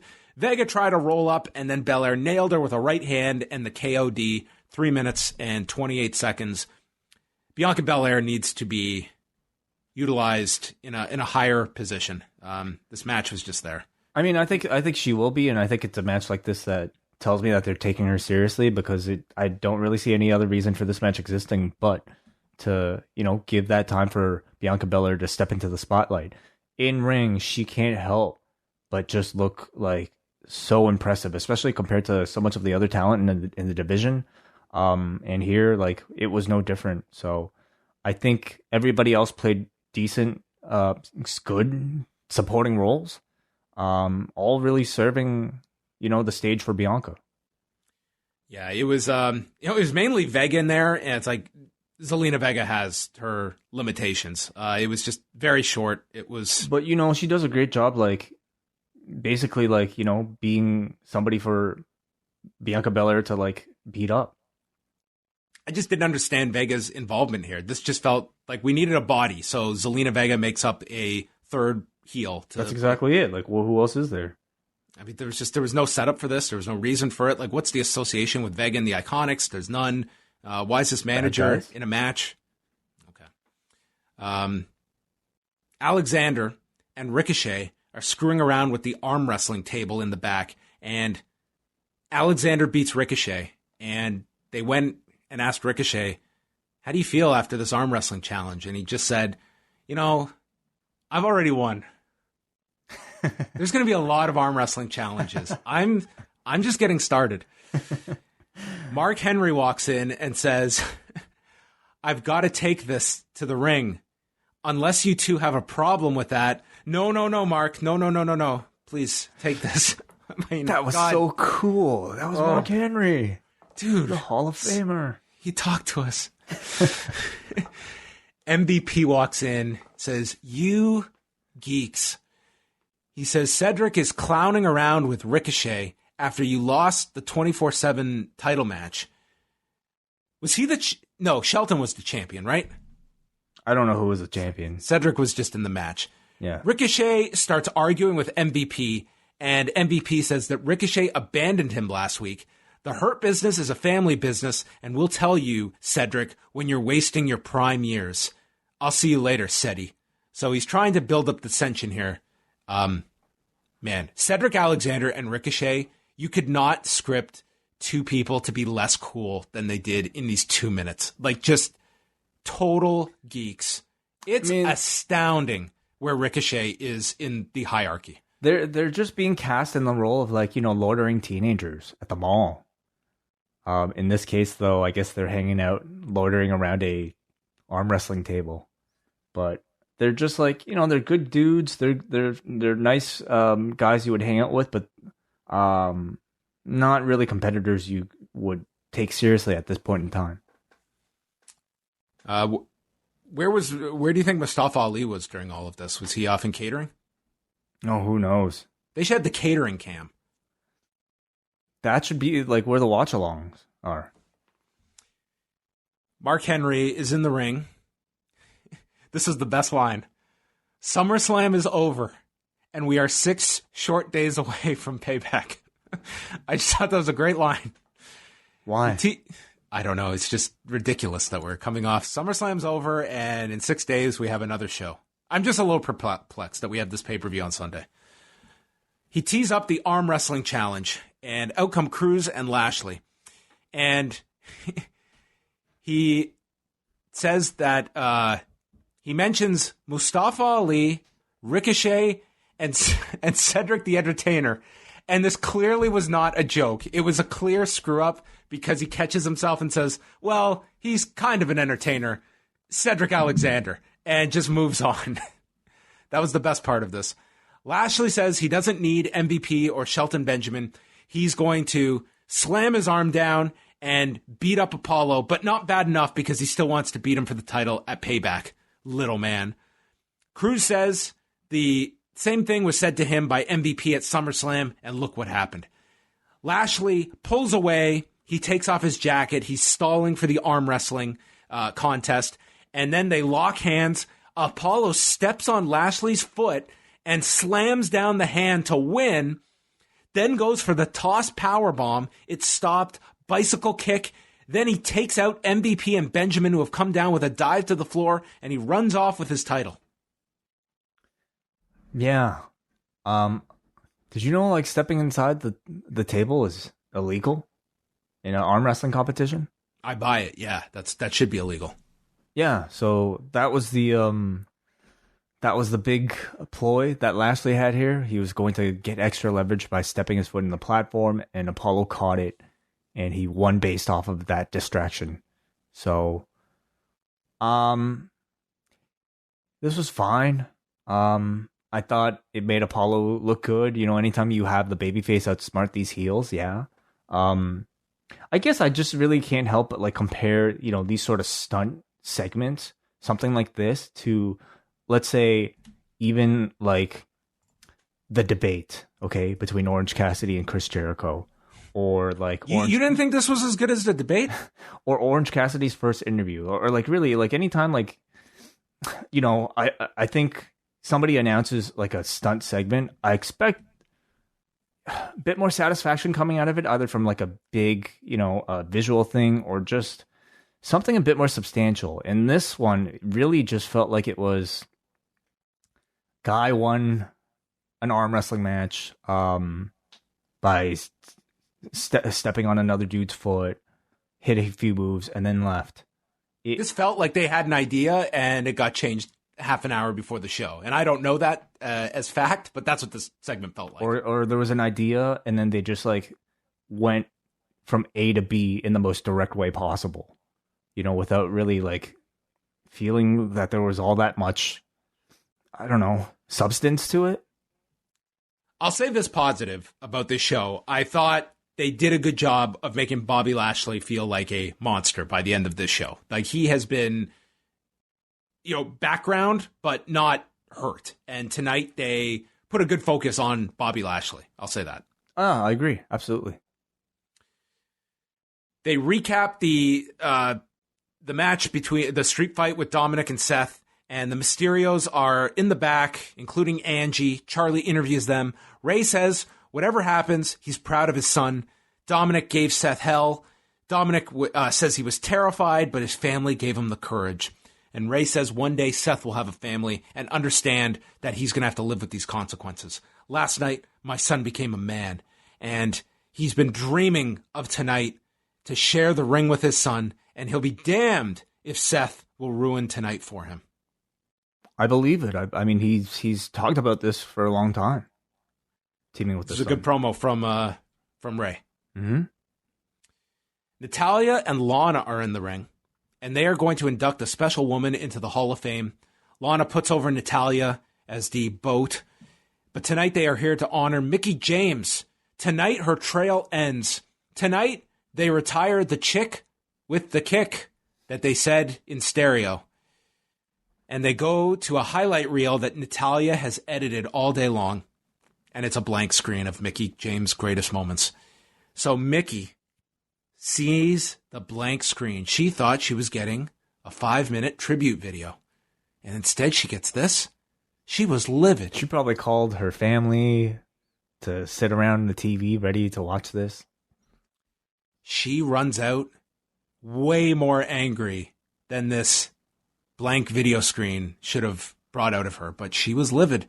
So she shoves down Natalya really hard, and then she did not retire the chick kick because she nailed Lana with it, and then she exited. Yes. It was nice to see them continue the feud, especially after last week's match with Seth Rollins. It was nice of them to do this segment and not be in the background of someone's interview. Yeah, it was nice to not have Seth Rollins and Samoa Joe basically talking all over the segment. But, as a result of like last week's treatment, it all feels incredibly unimportant. They did a whole lot of damage, I thought, to whatever they were trying to set up last week between these few. Like having seen Natalya and Lana now several times on screen together, they clearly are still, I think, trying to workshop a whole lot. They have not found the chemistry that makes them stand out quite yet. And I just, despite them being real friends, I really don't get a sense that their skill sets are being effectively, utilized to complement one another, at least not in this current form. Lashley tells Shane McMahon he wants a fight tonight, and he enters with the Hurt Business into the Raw Underground freezer. Lashley comes back after the break, and he just guillotines this man to death. The guy died. Yeah, this poor man. Limp body, just kicked him to the floor. Mm-hmm. And the Underground, so they did move it to the Amway Center. That's right. It's a bit more bare bones, like they don't have all the props, but a no-rope ring with people standing around it. So then Lashley and Ziggler have a fight. And Ziggler gets him down with a single leg. Lashley slams him and starts kicking him in the back. Ziggler applies his rear naked choke. Lashley tries to roll out of it unsuccessfully, then flips Ziggler off. Shoulder blocks him off the mat to the floor onto everyone, which wins via TK sick. And then he takes another dude and just head kicks the guy's head off. And I guess this ruined the announced match of Dolph Ziggler versus Ivar. You remember Oh, that? what happened to Dolph and Ivar? You're right. Yeah. Well, Shane did make brief mention of it when Dolph stepped up here against Lashley. He's like, oh, this isn't our announced match, but okay. There are no rules in the underground. Sure. Got to keep Ivar strong for Demi. Yeah, so, I mean, plans change. I guess. That's fine. I totally forgot about it, so I can't complain. Randy Orton and Keith Lee. Lee does a leapfrog. Dude, I understand you need to put over Keith Lee, but like Tom Phillips was like, he caught the punch of Orton. He caught his fist. Unfortunately, that was the belly to belly. That was like his lone big spot in this match. Oh, was catching a fist. It was a nothing match, like nothing that was going to showcase Keith Lee to a viewer that had never seen him. I can't see how you would walk away saying, oh God, we're going to get the real match on Sunday. Orton sent his shoulder into the post, so he was initiated onto Raw with his his shoulder going into the post. Orton did his stomp. Lee hit a crossbody off the ropes. Joe compares it to a small car being thrown at you. Lee then catches him with a kick. The draping DDT is hit by Orton. He calls for the RKO, but Drew McIntyre yanks him to the floor for the DQ. So if you're keeping track, we've had a countout, we've had a DQ, and we've got our no contest still to come. So Drew causes the DQ. So Keith Lee technically loses his first match on Raw. Orton then hops the barricade and runs away, and Drew is stumbling away. As they note, he's been hit with 2 punt kicks. And Keith Lee just did the Houdini. He disappeared into nothingness for this post-match attack with Drew and Randy. Yeah, he was gone. I thought, this was a chance to see like one of the maybe the biggest star on the show against Keith Lee as a way to reintroduce Keith Lee to this Raw audience.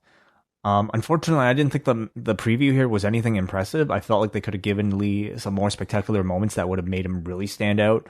And especially for somebody who hadn't seen a Keith Lee match before, really see like the full ability of what this guy could do. He caught Randy Orton's punch, and that was about it. I thought this was a very disappointing handling of Keith Lee tonight to just introduce him. I wasn't left with this, excited about a rematch. Like, they'll get obviously more time on Sunday, but I thought it was a pretty flat introduction of Keith Lee tonight. It does tell you that they, the fact that they put him here with Randy Orton, I think does tell you that they see him at that higher level immediately, which gives me hope. He's not arm wrestling with Cedric Alexander and Ricochet. Not yet. No, that's true. Charlie is with Drew, who says, it's really impressive that you're standing after 2 punt kicks. Drew says, Orton tried to end my career when Orton attacked me from behind. And then Orton attacked him from behind again and hit him. I thought it was like almost so silly at this point. He hit him with a 3rd punt kick. And it was like, at this point, okay, the guy's dead. Charlie then reports after the commercial that she has overheard Drew may have a possible skull fracture. There's bleeding in the brain, and it's potentially career-ending. This is what she picked up through the door. Is that responsible to do your journalism by listening through a door? I mean, to me, that would be... I think you would want to confirm it and not just go by kind of whispers behind a door that you may have, mistaken a skull fracture with... Man, did you see Keith Lee? That match was dull. Yes. Fracture. It's hard to come up with a rhyme for fracture. Yes. Skull fracture. It was dull and lackluster. That could work. Sure. So Drew's career might be over. Well, he surely won't be ready in 6 days, it looks like. And I don't mind the delay at all. I think, again, like Drew versus Orton is a strong enough feud that you can really drag it out for a couple months. And if it's not going to be on Payback, you would assume that they would save it for Clash of Champions on September 27th. Yeah, I don't think they're delaying. I think it's the week before. I think it's the week G1 starts, I think. The 20th. Oh, the 20th, okay. So I think Drew, probably. We're looking 4 weeks away. I mean, Rey Mysterio should just come up to Drew and be like, dude, it's 3 kicks. You know what I mean? I put my eyeball back inside. It's okay. You're fine. So Asuka and Sasha Banks in a lumberjack match for the Raw Women's title. Our lumberjacks, a real signifier of the Raw Women's division. We had Belair, Morgan, Riot, the Iconics, Natalya, Lana, and Mickey. And Baszler was out there as well. I mean, that's not a insignificant amount of people, but how many people, I guess, are How many contenders do you have in this? You have Baszler. Belair, I think, is someone that they have not harmed yet. Not yet. People that you can heat up for a title program, it's Baszler and Nia. At the moment, yeah. I mean, but you give like a month's build to, a Liv Morgan. I think they can, like, if they tell a good enough story, they can eventually get there. But yeah, like, can somebody deliver like an in-ring standard, I suppose? I guess that might be a different question. There's a hip attack to Sasha. She goes off the apron. They go through a break. Asuka hit the deep impact DDT. Went to the ankle lock. Banks gets out of that. Misses Asuka off the apron and takes out the Riot Squad. And Asuka starts drilling her with a sliding knee. This is very confusing because Sasha looked like she was concerned that she hit the Riot Squad. I don't know why she would care. Asuka then starts attacking the Lumberjacks to get to Bayley. Banks shoves her into the post, and then Sasha does the frog splash for a 2 count. Bayley gets a chair. Baszler stops the chair, and Banks is distracted, allowing Asuka to apply the Asuka lock, submitting her in 7:48.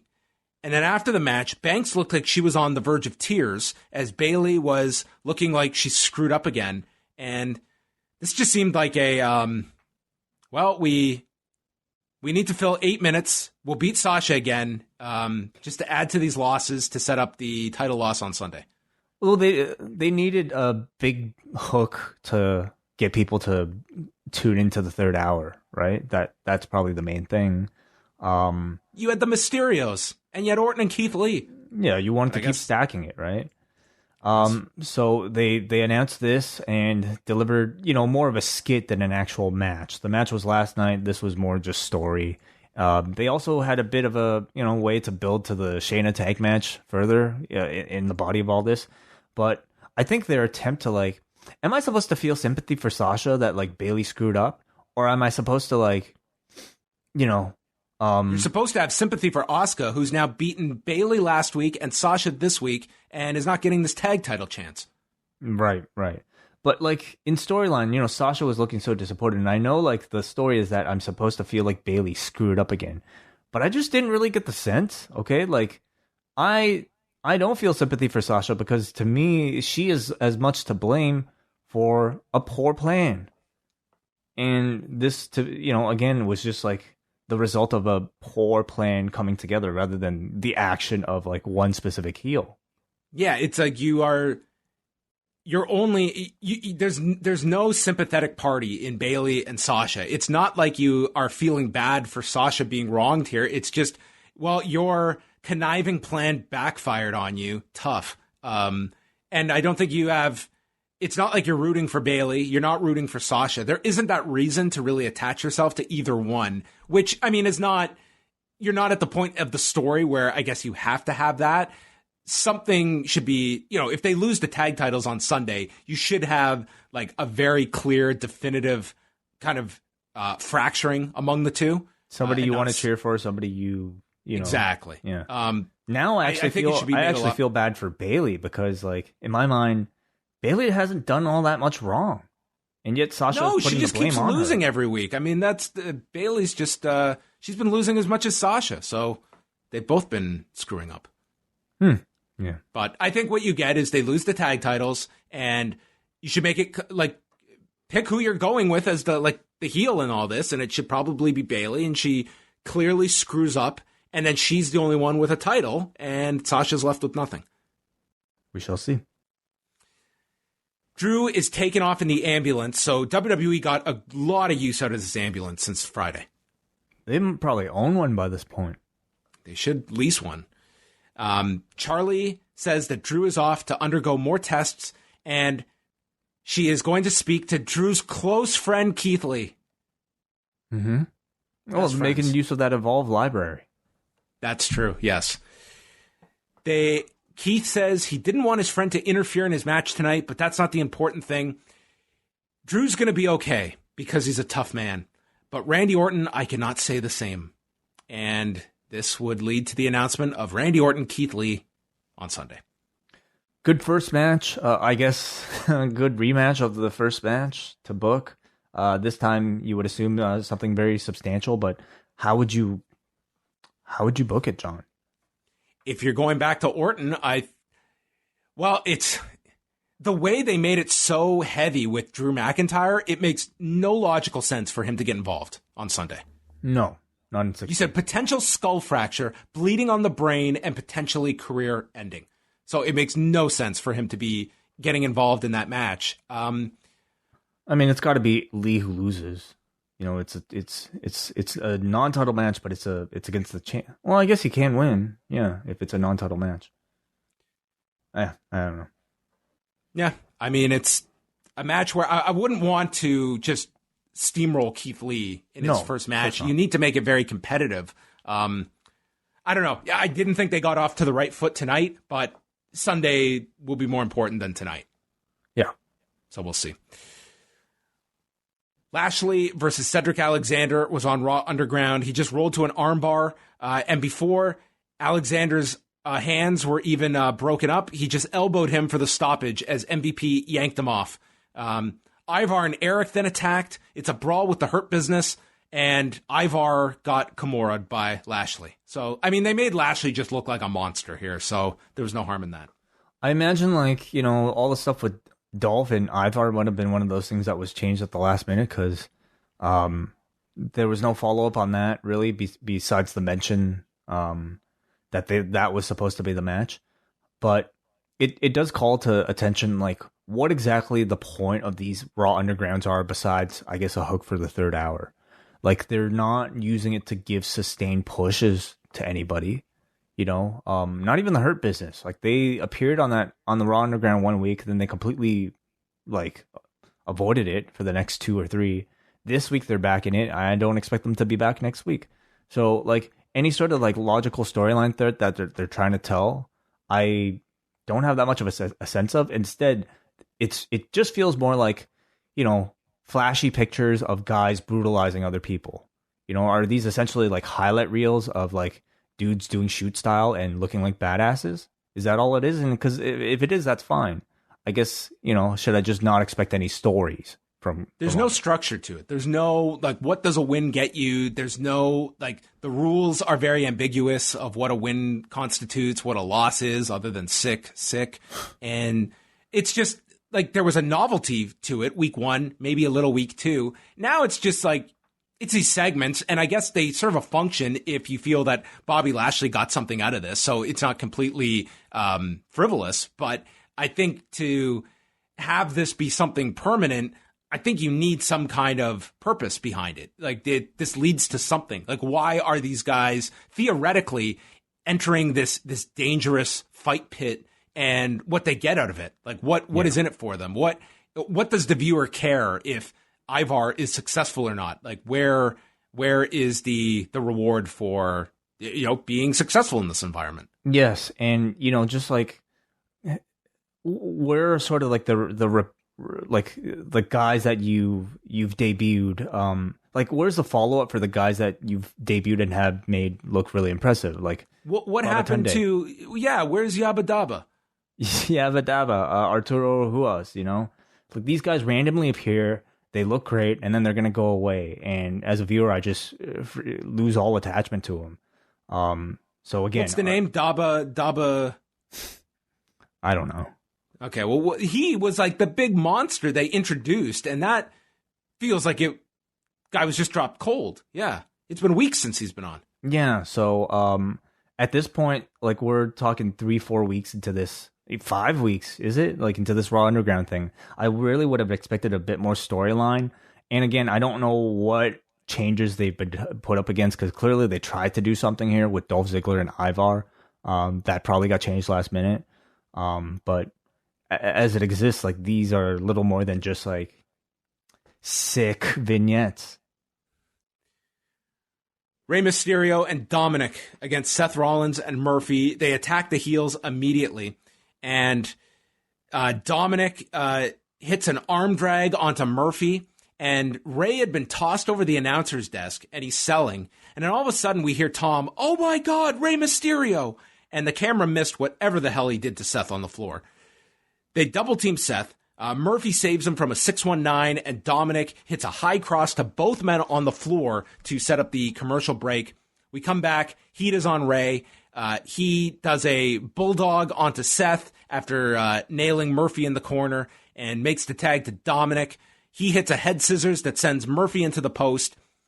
I mean, it's very easy to see Dominik like where he is limited, and it's the opponents that, you know, fly around for this guy and kind of working around Dominik. But at the same time, it's the guy's being put out there, and I think for his level of experience, it's very low, and he's being given a lot that it's definitely passable, and I think works a lot better in a scenario like this where you've got Rey as well. Like, you can get, like, this is very good experience for him to be working off of Rey. Considering, like, the level of experience and the amount of pressure involved in, like, you know, somebody being new and main eventing a show, an edition of Raw, or being featured in, like, a heavily built SummerSlam match, I think the kid is doing really well, you know? Murphy chop blocked the knee as Seth distracted, and Rey comes back in, but Murphy does a blind tag. Murphy gets set up, and they hit a double 619. Dominik goes to the top for the frog splash, but the lights begin to flicker, and all show long there had not been a hint of it, and I was getting so excited that maybe they've just dropped this thing cold. Not the case. Seth shoves Dominik off, and Retribution storm the ring. They surround Dominik. Rey comes in to protect Dominik, and they get beaten down by the 6 Retribution members while Seth and Murphy watch from the top of the ramp. Rey is slid across the canvas to the floor. Dominik is tossed into the barricade. Then they lawn dart Rey into the post. Maybe it's Kevin Nash. Wow. Under the mask. Can you imagine? He knows one way to beat this man up, other than to unmask him. Kevin Nash, like fresh out of stem cell surgery, comes back in a mask, and just, who's he with? It's got to be the rest of the Black and White and the Wolf Pack. And that's how the show ends, with a beatdown of Rey and Dominik, with Retribution standing on the ring. And I just looked at this closing shot. 6 hidden members of Retribution with dozens of screens of people watching. And just imagine, send this graphic, this JPEG, to someone a year in the past and say, this is the close of Raw in August 2020. Makes sense. This is wrestling. Yeah. This is how much has changed this year. Yeah. And that's our go home Raw for Payback. Hey, just about the match. I thought the match was really fun, of course, until the finish, you know. It, like, Dominik, you know, for all that's asked of him, I thought he delivered, like, for all the spots. And it wasn't just, like, a guy, you know, doing, like, very wrestling basic 101 things. Like, he was doing a lot of flips, a lot of lucha things, and he didn't screw anything up. Everything, I thought, like, worked well, timing-wise. And, like, it built us up, like, really great double team spots.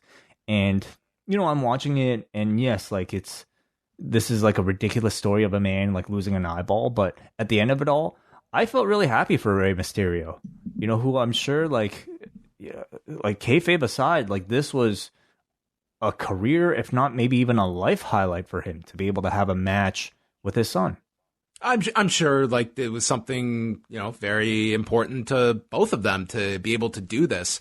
I like, honestly, I think if you had built this up, like, there wasn't, like, any, like, this felt like it was just another Retribution beatdown. It doesn't feel like it had to be this program that you could have injected Retribution. I think it could have been elsewhere.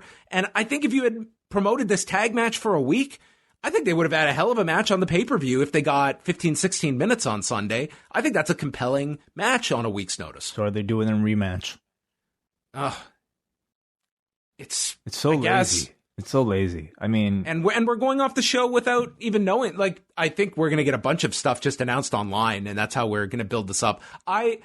Given the fact we don't have Drew on this show, like, I just see this pay-per-view that the only thing that is really driving this is Roman Reigns. And I would argue in this environment, think of what they could have got out of Roman Reigns to not just hotshot on SmackDown, but this Friday promote Roman Reigns Speaks for why he's back and what happened at SummerSlam. That leads to the first match back on SmackDown the next week. And then the next pay-per-view could have been the three-way. You could have got several weeks out of Roman Reigns and just the fumes of his return. I just don't know why this pay-per-view is happening. And after watching tonight, they were not ready for this pay-per-view. There's nothing big that necessitated coming back so quick. So whether that's a change in whatever they had planned, it just felt like this was way too quick a turnaround. And I can't say like they've done anything that is directing me towards Sunday's show. I mean, I feel like the announcement of the matches themselves was like, well done on the show. They at least gave me a card, a pretty substantial one. You know, they set up Keith Lee versus Orton, told me who the opponents for Bayley and Sasha were. Like, they filled out the rest of this card, like Lashley versus Apollo. Again, to me, it's going to be a show that's mainly sold by the match list, what's on paper, and less so about the actual storylines. And I think it's a decent looking card, at least on the surface right now, with a really good hook in Roman Reigns' return at the top. So I thought overall, like, it was a pretty good Raw. My usual complaints about the length aside, I think, you know, to me, Payback is proving to be more of an obstacle than even something that's a positive, forcing them to rush things like this, unfortunately. But as a result of rushing things, it was, to me, more of like a faster moving Raw than usual. I wasn't so high on tonight's show. I just thought it felt very disjointed coming off what I thought was a very good pay-per-view the night prior. It just felt like a lot of things. To me, Keith Lee was a big priority on this show. To me, that didn't hit so well. And it just seems like a lot of disjointed stories that just felt like they were all over the place on tonight's show. And, you know, if you look at the story of, you know, potentially a bunch of the show changing 40 minutes before, I think that certainly you watch the show, I can see that being a byproduct of the chaotic nature of putting this show together. Let's go to the forum. Tonight, you gave the show a 3.88 out of 10. We start off with Paul in New Jersey. Even the mere mention of the Aleister Black room put me in such a good mood for this show. I can only pray that Black cuts a heel promo in the room next week. Randy Orton tossed out more punts than Pat McAfee in the 2010 Super Bowl. Hope this doesn't water down the move. Don't know about you guys, but anything involving the Street Profits against Andrade and Garza is white noise at this point. I've seen it 100 times. Overall, pretty decent night after SummerSlam. 5 out of 10. Drew McIntyre might have a fractured skull. Do we see him back in 7 days or less?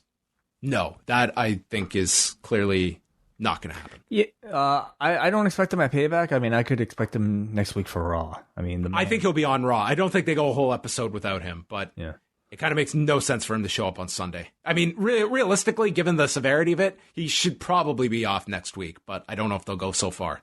He's Superman. He can recover his skull can recover really fast. Do you think in any way that this could lead to him being stripped of the title? Like, this is a real serious injury angle they did with him. It wasn't just, hey, a concussion or something that they gave the storyline. Like, this was, they said, potentially career-threatening. Unless they're willing to actually have Drew, like, take a substantial amount of time off. I'm talking like a month plus, 2 months, which I don't see them doing. I can't really see that. We go to McGuire, who says, hey, those black and gold Hurt Business shirts look pretty good. If I cover up the WWE logo, I might be able to pass it off as a band tee from the early 2000s. Aside from spoiling the main event, it seems like there's less and less of a presence from Retribution on the show, and that's a good thing. All we need is Jerry Lawler to come back and misidentify them as renovations, and we can all wash our hands of this thing. And what's so bad about the punt kick? Shawn Michaels was fine. Dominic is 23 now. You guys were talking on Rewind Away about how young The Rock and Triple H were while ascending to the title picture. If they really believe in Dominic, doesn't it make more sense to skip NXT and let him develop in front of as many eyes as possible? That way he can peak in his mid-20s instead of his 30s. Well, no, I don't think that is the best way to bring someone along who has not been doing that. Like, he's been training, you know, for some time, but you're talking to me Just throwing like I'm watching Dominik, and listen, I can really appreciate what he's done. He's got a ton of potential, but to me, Raw should not be your starting off point. I think that you are really just hurting his upside of where he could be.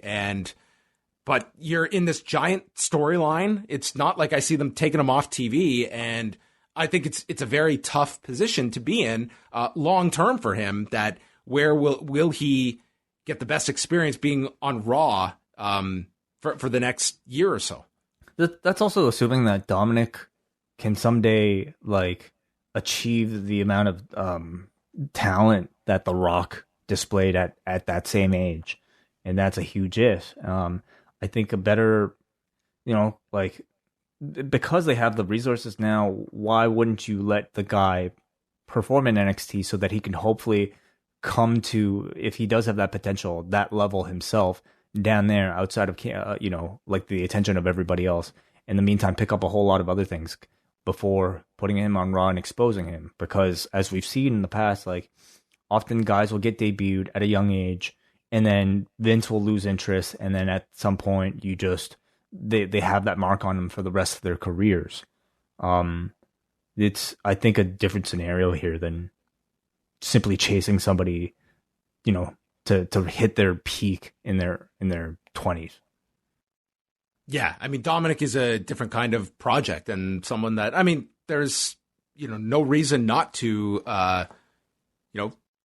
put him in as many scenarios where he can learn. So it'll be interesting where they use him beyond this storyline, because, it seems from all indications, this is someone that, he's not just dipping into this. I mean, he uprooted and went to Calgary to train under Lance. Like, he is serious about this. And I think if you're serious about this, you want to give yourself the best opportunity so that you can be as well-rounded a performer. And that's just not going to happen by doing a TV match every week on Raw, too, when the most eyes are on you.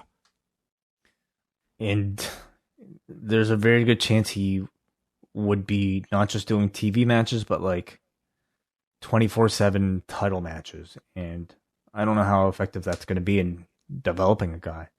Well, that's it. It's not a place where, I mean, Dominik on his own, I mean, he's not going to be in that main event picture working with those guys, and he will get, without Rey, he will get scaled much further down the card once the novelty is off, and he's been on TV for 6-7 months. You're right, and that's not a place to be evolving. Like, where you don't want to be in a Ricochet position. Like where is that guy progressing in his career? He's not. He's regressing in his career being in that position on Raw. Next up is Andrew from Cape Breton. If it's not broke, don't fix it. It's an expression you can apply to a lot of what WWE does, especially when it comes to its NXT call-ups. With Keith Lee, they didn't just try to fix what wasn't broken. It felt like they tried to break it in hopes that it could be something else. New music, a top and shorts that looked like a skirt was a horrible look for Keith Lee. My prediction for Lee is he will be viewed by Vince as a lovable teddy bear and basically be everyone's friend who gets beat up and stays in the mid-card. Another issue with tonight was the canned audio. Do they not remember what crowds sounded like? I know there may have been some noise, but when a guy like Drew McIntyre is out talking, people at least had the courtesy to listen and not make that much noise. I like Drew trying to do some interaction, but is there any way they can get the audio from the Zoom call-ins? I know it's going to be hard, but it's got to be better than putting fake crowd noise over a guy talking. Speaking of Drew, are they taking the Samoans have hard heads trope and giving it to the Scots? I now want to see people try to headbutt Nikki Cross only for it to hurt their own heads. 4 out of 10 show. I do wonder, like, if they're trying to like play with any sort of technology that will allow fans to actually like have their mics on and somehow be heard. But like, if you've ever been on a Zoom call or a Skype call, and it's not good. For many people, like, they don't have audio, like they don't have microphones like ours. They don't have Blue Yetis. They're not using anything but perhaps the internal microphone on their laptop or, maybe their headphones. The audio is shit, and you multiply that by 1,000, you're not going to get genuine stadium sounding crowd reactions.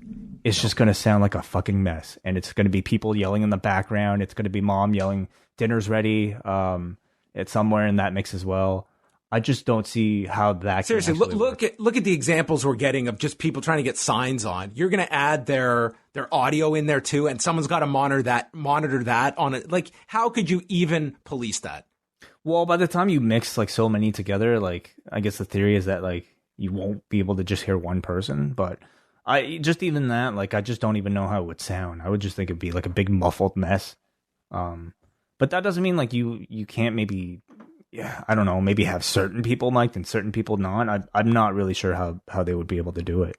Mm-hmm. All right, we got a Justin from NYC who says, a truly grueling show. Just so many screw jobs and so little commitment to any of the characters. The Dork Order run-ins are less intimidating than a child wielding cotton candy. Just a remarkable lack of focus and substance. A bad show. Okay, our last one here. This is great. Jeremy writes in, I participated in my first WWE ThunderDome experience tonight. Some things that happened. At the beginning, the crowd producer mentioned that if you were a Nielsen family household doing the ThunderDome, to still have your TV turned on with the sound down and your people meter on to count the ratings. Man, how interesting that was part of their concern. Like, what are the chances of that? You know, that one of the 1,000 people that they got in the ThunderDome might also have a Nielsen box. And I guess it's a high enough sample size that they figured there might be a handful, or at least one. Man, I guess so. Okay.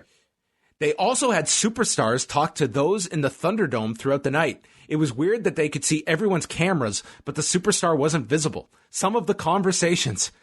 Drew McIntyre said that he thought the ThunderDome was awesome and that he wanted to do something in the first segment of Raw to interact and include everyone. He said he didn't know what it would be yet, but to be waiting for it. It was the thumbs up. Kevin Owens said hello. I waved on the camera, and Kevin said he was glad one person waved at him, and then said, yeah, you in the glasses. Nice shirt. I assumed he was talking to me, which felt really cool to have direct interaction. Kevin Owens then asked everyone to yell really loudly into their mic. He said that he tried it last night at SummerSlam, and he heard that 7 people got evicted from their apartments and that he hoped to make it an even 10 after tonight. He then told the audience that he hoped they enjoyed the KO show tonight. Mark Henry said he thought the ThunderDome idea was cool, that he was glad the WWE Universe could be part of the show again, and that he wanted to give them a segment in the Arm Wrestling Challenge to be excited about, because that's what I do. Liv Morgan and Ruby Riott came on, and Liv asked if those in the ThunderDome who saw her new shirt last week to raise their hands. Then she asked for those who bought it to raise their hands. Liv said, I'm glad at least one of you did. Ruby said that if anyone felt like they could buy her shirt as well. Apollo Crews came on and said he hoped everyone enjoyed him beating MVP last night at SummerSlam. He said that he was excited to be going against Bobby Lashley tonight in the Arm Wrestling Challenge, and that he appreciated everyone's support. God, these sound like it's like. Hey, I hope we keep getting these every week. These are great. These are great. Dolph Ziggler came on and asked what was up. He said that it was cool to see so many people in the ThunderDome, especially because it proved that everyone and their small picture were so much more insignificant than him. He said, I see the one guy booing me. I wouldn't do that if I were you. Raw Underground isn't the only land I run. You never know when I might be coming after you. So lock your doors and keep watch outside your windows. God. He said it as a joke, but it felt kind of weird after the Sonya Deville situation. Lana and Natalya said that they would be on Raw in a few minutes. They said that they had cute outfits to show everyone, and they appreciated everyone's love and support. To please follow them on their social media and cheer for them out of the ring, which was contradicted by the producer telling the ThunderDome crowd to boo when they were out of the ring. They also showed the action that happened in the ring during the commercial breaks of the last 2 matches. During the women's Lumberjack break, all the Lumberjacks started brawling for no reason on the outside, while Banks and Asuka traded pinfalls inside.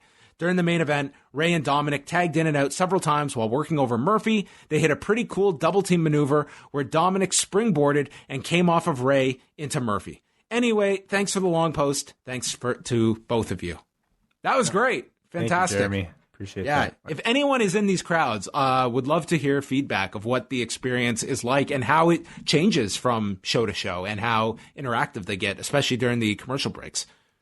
Seems like it's a constantly evolving thing. I mean, a week ago, we didn't have this level of, producing of the crowd. Who knows what next week this thing might look like.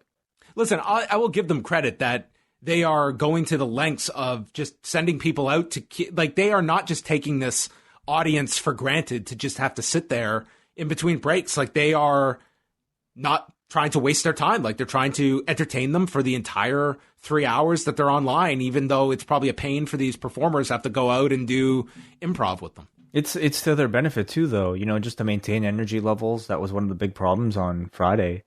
Although they did do it on Friday too, I believe John Cena said. But yeah, it's something that I think is a nice little bonus, but also keeps people engaged. Nielsen families, keep your TV turned on with the sound down. That's the best. Well, thank you, everybody, for your feedback, and thank you for tuning in to Rewind to Raw. That is going to wrap things up, but the train keeps going here at Post Wrestling. Tuesday night, it is the Ask Away mailbag show, so you still have some time to submit your questions up at forum.postwrestling.com in the mailbag thread, and we'll go through all of them Tuesday evening for members of the Post Wrestling Café to see what topics we'll get into, because they go far and wide. We can never predict what the topics will be. They're all over the place. It's a big mailbag this week, so yeah, looking forward to it. Well, Wai, thank you as always. Thank you, John. Really appreciate all the work that you do on the site. A busy weekend we've had. It was very busy, yes. So SummerSlam is over, but as Mark Henry said, we are now just 6 short days away from Payback. So we just go back to the start position and off we go. So thanks to everyone for tuning in. We'll speak with you Tuesday night with Ask Away.